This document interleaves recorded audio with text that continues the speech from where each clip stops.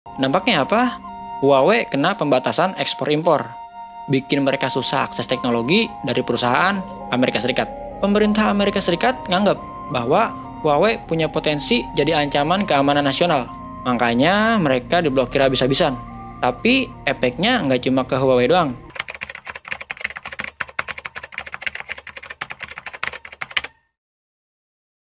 Sedikit banyaknya, mungkin kalian sudah tahu kalau brand yang kita bahas kali ini yang dulunya sempat diasingkan oleh beberapa kompetitor mereka.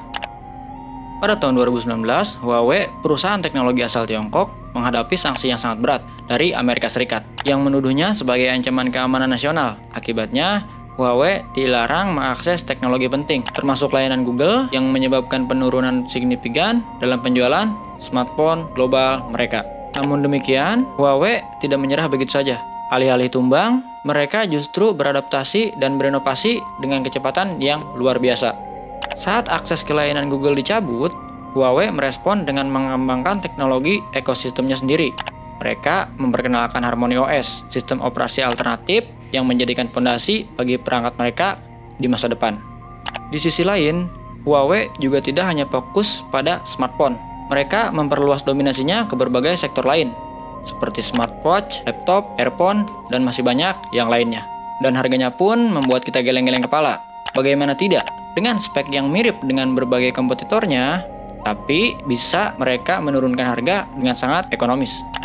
Bahkan, di tengah sanksi yang ketat, Huawei tetap menjadi pemimpin dalam infrastruktur 5G global.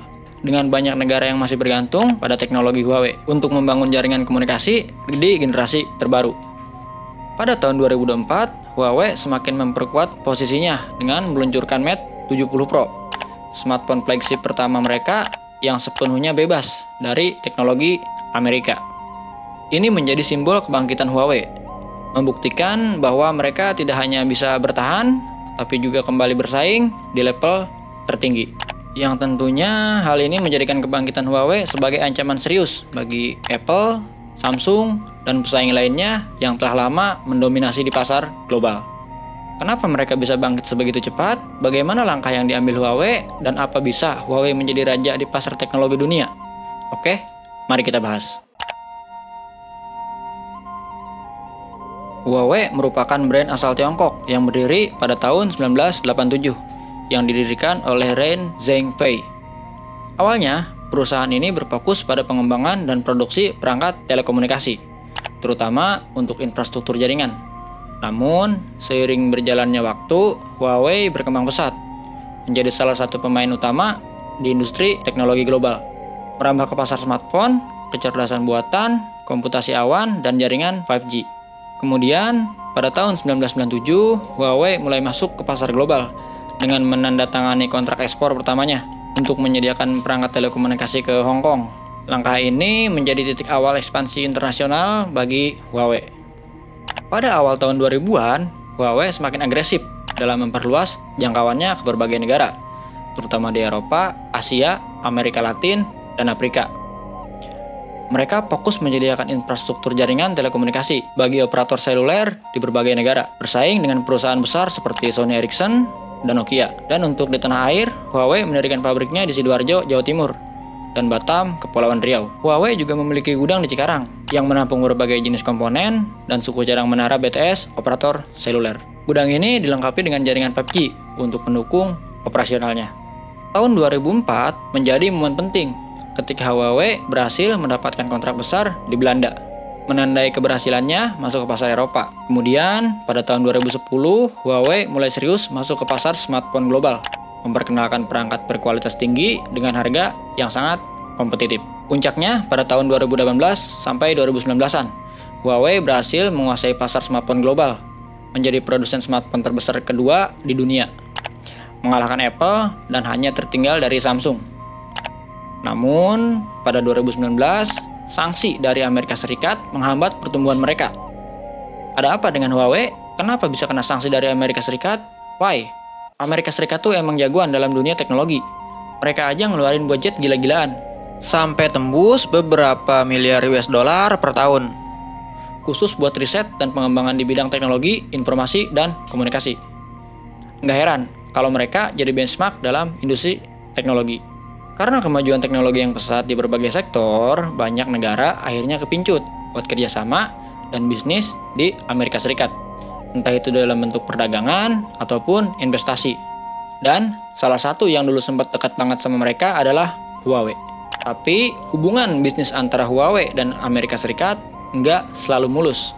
Malah sempat kena drama besar-besaran gara-gara pemerintah Amerika Serikat nuduh Huawei terlibat dalam operasi bisnis Skycom yang katanya melanggar Export Administration Regulation atau EAR di Amerika Serikat. Masalah ini makin ribet dan menjadi salah satu alasan utama kenapa Huawei akhirnya kena sanksi berat dari Amerika Serikat.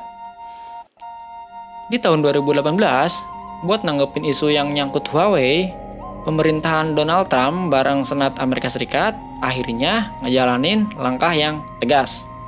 Mereka sama-sama teken Undang-Undang Otorisasi Pertahanan Nasional atau disingkat NDAA yang resmi berlaku mulai tahun 2019. Di dalamnya, terutama di pasal 899, jelas banget disebut kalau semua lembaga eksekutif Amerika Serikat dilarang beli atau nge-renew kontrak buat sistem, perangkat, atau layanan yang ada hubungannya sama Huawei dan afiliasinya. Intinya, ini langkah buat ngeblokir Huawei dari ekosistem teknologi di Amerika Serikat. Gara-gara pelanggaran Huawei di NDAA 2019, mereka langsung dimasukin ke dalam entity list oleh Bureau of Industry and Security dan Departemen Perdagangan Amerika Serikat pada 15 Mei 2019. Dampaknya apa? Huawei kena pembatasan ekspor-impor, bikin mereka susah akses teknologi dari perusahaan Amerika Serikat. Pemerintah Amerika Serikat nganggap bahwa Huawei punya potensi jadi ancaman keamanan nasional. Makanya mereka diblokir habis-habisan. Tapi efeknya nggak cuma ke Huawei doang. Banyak juga perusahaan di Amerika Serikat yang sebelumnya kerjasama dengan Huawei jadi kena imbasnya. Alih-alih nyerah, Huawei justru beradaptasi dan mengambil langkah besar. Untuk menciptakan kemandirian teknologi, mereka mulai mengembangkan Harmony OS, sistem operasi buatan sendiri sebagai pengganti Android, serta membangun Huawei Mobile Service atau yang disingkat jadi HMS untuk menggantikan ekosistem Google. Disinilah cerdiknya Huawei, kawan-kawan. Tak hanya itu, ketika akses terhadap teknologi semikonduktor canggih dibatasi, Huawei berinvestasi besar dalam penelitian dan pengembangan chipset. Pada tahun 2023, mereka mengejutkan dunia dengan meluncurkan Mate 60 Pro, smartphone pertama mereka yang menggunakan chipset Kirin 9000S yang dibuat di dalam negeri. Ini menandakan kebangkitan Huawei di tengah tekanan teknologi global. Tak hanya itu, smartwatch, laptop, dan earphone juga mulai mereka garap dengan teknologi yang canggih yang mengalahkan para kompetitornya. Huawei juga memperluas bisnisnya ke dalam berbagai sektor lain seperti kecerdasan buatan, cloud computing, kendaraan listrik, dan infrastruktur 5G. Meskipun di berbagai negara barat mereka menghadapi pembatasan, Huawei tetap menjadi pemimpin di dalam pengembangan jaringan 5G di banyak negara seperti Asia, Afrika, dan Timur Tengah. Dengan strategi ini, tentunya Huawei tidak hanya bertahan, tapi juga kembali melesat sebagai pemain utama di industri teknologi. Ini membuktikan bahwa sanksi bukanlah akhir bagi mereka, melainkan titik balik menuju era baru berinovasi. Kini, Huawei bukan hanya sekedar bertahan, tapi juga melesat kembali sebagai raksasa teknologi di pasar global.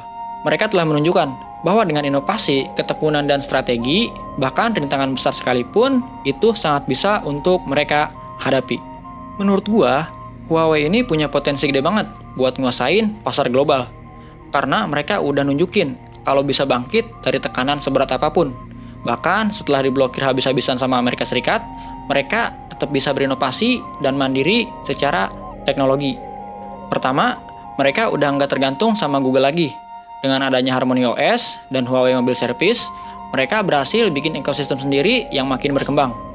Yang kedua, mereka juga udah mulai produksi chipset sendiri, kayak Kirin 9000S, yang jadi bukti kalau mereka bisa survive tanpa teknologi dari barat. Ini game changers banget, karena artinya Huawei bisa bikin produk yang sepenuhnya independen. Selain itu, Huawei nggak cuma main di pasar smartphone. Mereka juga gede di 5G, AI, cloud computing, dan bahkan kendaraan listrik.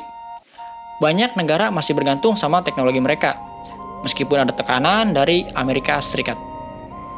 Kalau soal kualitas, gue yakin lu juga udah pada paham gimana jagoannya Huawei dan betapa solidnya ekosistem produk-produk mereka.